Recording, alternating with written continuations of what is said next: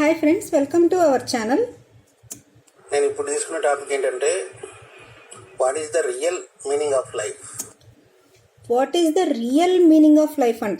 ఎక్కడన్నా what is the meaning of life అంటారు. వీడు రియల్ మీనింగ్, ఎందుకంటే మీరు అబ్జర్వ్ చేసే ఉంటారు ఫ్రెండ్స్, వీడు అన్నిటికీ ప్రతిదానికి నొక్కి నొక్కి చెప్తున్నాడు. నేను నిజంగా చెప్తున్నాను, ఇది రియల్గా జరిగింది, గాడ్ ప్రామిస్గా చెప్తున్నాను, ఇంకా ఇట్లాంటివన్నీ చెప్తూ ఉంటాడు. నిన్ననే జరిగింది, అసలుకి ఇప్పుడే జరిగింది అని చెప్తూ ఉంటాడు కదా. ఎందుకంటే వీడిని జనాలు నమ్మటం మానేసి చాలా కాలం అయింది. వీడి గురించి నిజాలు తెలిసిపోయినాయి కాబట్టి, వీడు చెప్పేవన్నీ అబద్ధాలే అని అందరికీ అర్థమైంది కాబట్టి, కానీ వీడు ఇంకా ఎలా నమ్మించాలి అని వీడు ట్రై చేస్తూ ఉంటాడనమాట. అందుకని రియల్ అనేది, నిజంగా అనేది అలా నొక్కి నొక్కి చెప్తూ ఉంటే పాపం కొంతమంది అన్నా ఇంకా నమ్ముతారేమోనని ఒక ఆశ అనమాట వీడికి. What is the real meaning of life, what is the real meaning of my life, ఇది టాపిక్. ఇది ఒక మిత్రుడు నాకు వాట్సాప్ పెట్టాడు లాస్ట్ వీక్. దానికోసం నేను పాడ్కాస్ట్ చేస్తున్నా. రియల్ ఎస్టేట్ క్లాసెస్ ఉంటాయి త్వరలో. మండే రోజు అనౌన్స్ చేస్తాను. ఈ రోజు కానీ రేపు కానీ మండే కానీ బెయిల్ వస్తుంది. బెయిల్ వచ్చిన తర్వాతనే డేట్ అనౌన్స్ చేస్తాను. సో ఈరోజు ట్యూస్డే కదా ఫ్రెండ్స్, అంటే నిన్న బెయిల్ వచ్చేసింది అనమాట. వీడికి బెయిల్ వచ్చేసి రియల్ ఎస్టేట్ క్లాస్లో స్టార్ట్ చేసేసాడు. ఇంకా అందరూ వెళ్ళటానికి రెడీ అయిపోండి. వాడి ఫ్యాన్స్ అందరూ కాదు, వాడి గురించి నిదాలు తెలిసిన వాళ్ళు ఎవరు వాడి దగ్గరికి పోరు, అది తెలిసిందే. ఇంకా కొంతమంది ఉన్నారు కదా పాపం, వెళ్ళి వాళ్ళు డబ్బులు పోగొట్టుకోవడానికి రెడీగా ఉన్నారు కదా, వాళ్ళందరూ రెడీగా ఉండండి. ఒక మిత్రుడి ఆన్సర్ చేయడం కోసం పాడ్కాస్ట్ చేస్తున్నారు. తను ఏమడిగాడంటే, నా లైఫ్ మీనింగ్ ఏంటో నాకు అర్థం కావట్లేదు. మిత్రుడు వాట్సాప్ చేశాడంట, ఆయన లైఫ్ మీనింగ్ ఏంటో ఆయనకు అర్థం కావట్లేదని వీడు ఒక గొప్పోడు అని చెప్పి వీడికి ఆయన ఎవరో మెసేజ్ చేశారంట. అఫ్కోర్స్ ఇవన్నీ వీడు క్రియేట్ చేసిన స్టోరీస్లేండి. వీడికి కొంచెం కూడా సిగ్గు అనేది ఉండదన్నమాట. వీడి బతుకే ఒకటి దిక్కులేదు. వీడు ఈ వీడియో చేసే టైంకి ఎక్కడున్నాడు ఫ్రెండ్స్? పరారీలో ఉన్నాడు. వీడి బెయిల్ క్యాన్సిల్ అయ్యి పోలీసులకి దొరకకుండా పరారీలో ఉండి వీడియోలు చేసుకునే ఒక చెత్త వెధవ గురికి వాడి friend real meaning of life, నా లైఫ్ మీనింగ్ ఏంటి నాకు అర్థం కావట్లేదు అని వీడికి మెసేజ్ చేశారంట. వీడి లైఫ్కే ఒకటి దిక్కు లేదు. ఇలాంటి వెధవల్ని సలహాలు అడిగే వాళ్ళు కూడా ఉంటారా ఫ్రెండ్స్ ఎవరైనా? నాకు ఫైనాన్షియల్ ప్రాబ్లమ్స్ లేవు, రిలేషన్షిప్ ప్రాబ్లమ్స్ లేవు, బట్ లైఫ్ బోర్ వస్తుంది. లైఫ్ బోర్ కొడుతుందంటే వీడు ఒక గొప్ప సలహా ఇచ్చి ఉండొచ్చు.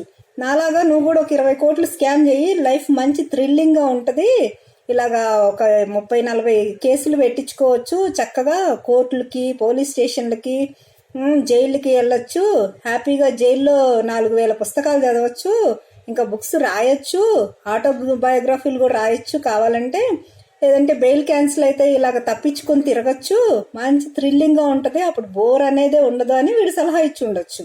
అంతే కదా ఫ్రెండ్స్? మీనింగ్ లేదు, నాకు లైఫ్ పర్పస్ అర్థం కావట్లేదు, నేను ఎందుకు బతుకుతున్నాను నాకు అర్థం కావట్లేదు సమ్ టైమ్స్. అసలు ముందు వీడెందుకు బతుకుతున్నాడో వీడికి అర్థమవుతుందా? వీడి బతికే ఒక అనవసరమైన బతుకు. వీడి వల్ల సమాజానికి లాభం కాదు కదా, బోలెడు నష్టం జరుగుతుంది. వీడి బతికే ఒక దిక్కుమాలిన బతుకు, అనవసరమైన బతుకు. ఇంకా అలాంటిది వీడు వేరే వాళ్ళ బతుకుల గురించి వాళ్ళకి సలహాలు ఇచ్చేంత వాడా వీడు? రీబూట్ 2 స్టార్ట్ చేసి వద్దామని చూస్తున్నా, మీరేం స్టార్ట్ చేస్తలేరు.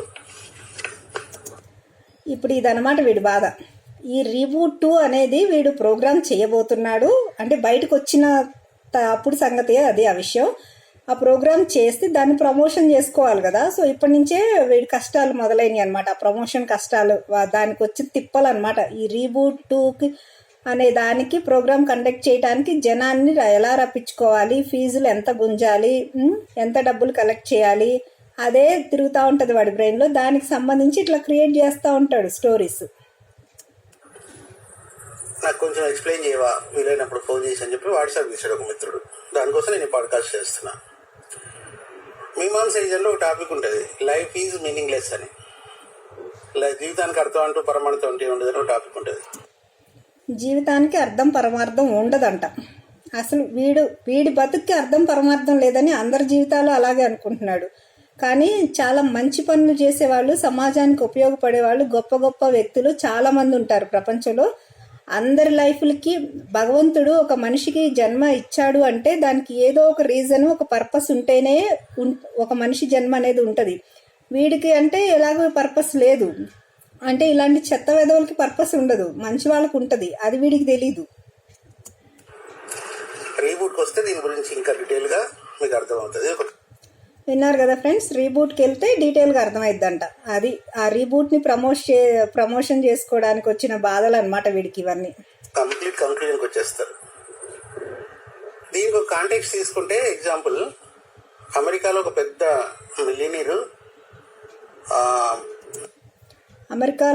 మిలియనీరు ఉన్నాడంట. కొంపదీసి ఆయన కానీ వీడి ఫ్రెండ్ అని చెప్తాడా ఏంటి? ఎందుకంటే గొప్ప గొప్ప వాళ్ళందరూ వీడి ఫ్రెండ్స్, వీడి అపాయింట్మెంట్ కోసం ఎదురు చూసే వాళ్లే కదా.